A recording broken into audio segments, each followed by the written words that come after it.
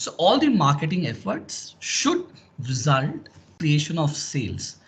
It should result in generation of profits. If they don't result in generation of profits, then of course you have to do a reflection and figure out uh, what can be done to make the marketing activities designed in such a way that it should create profits. But most of the startups eventually don't focus on the last bit here, which is the profitability, right? Because marketing has different objectives. One of them being is profitability, and the main objective is of course profitability, and that's the reason that has become a highlight of this definition. One of the important goals of marketing is also survival, and that's what most of the startups do focus on. Whenever a new startup comes up, they don't expect, right, or they don't have a desire to earn profits overnight, because they know that first they have to go through the struggle. First, they have to ensure that the customer need is met. Customer likes their product. After using the product, customer feels satisfied, right? So that these are some of the important priority areas first. Then comes the profitability is the last objective. The initial objective is to first persuade the customer to try the product, to ensure that the customer is happy by using the product, to ensure the customer repeats the sales, right? So profit comes at a very later stage. And given the fact that there is so tough competition, and in the tough competition, surviving itself is a great task. So you should survive. Even though we might see in certain type of businesses, you might not have too many players, you might have just one or two major players, you might kind of have an oligopolistic structure in the market, but still survival becomes difficult.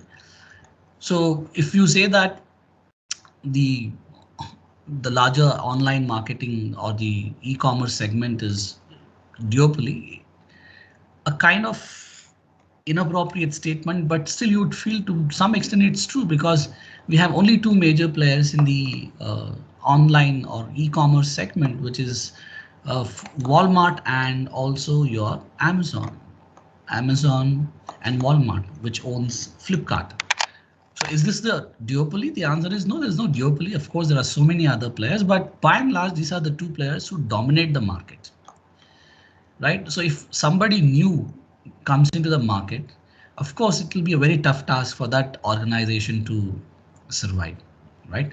When it comes to food, grocery shopping, online shopping, food groceries, food and groceries, of course. So in this also, you have few dominant players like uh, Big Basket, Grofers, right? And of course, Flipkart Supermarket is also there in the segment. But if tomorrow a new player wants to join the party, a new player wants to do a similar kind of business, of course, anybody can start. The market is free, right? Free to enter, free to exit. But the survival becomes quite difficult. It's not as easy as it looks.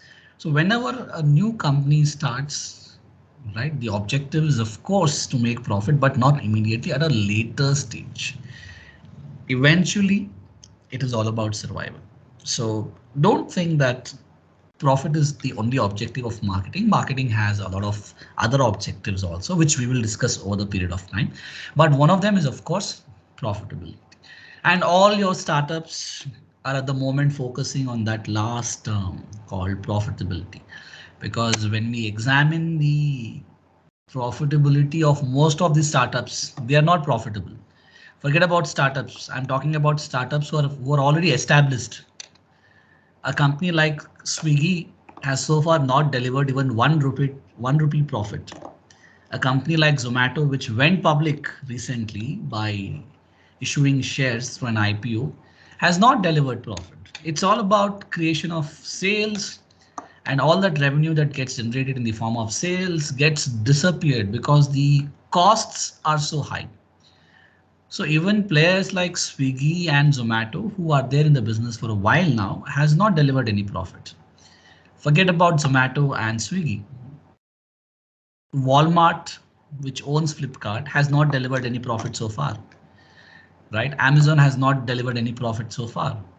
So they are still working on that last bit, profitability. So that's the ultimate goal.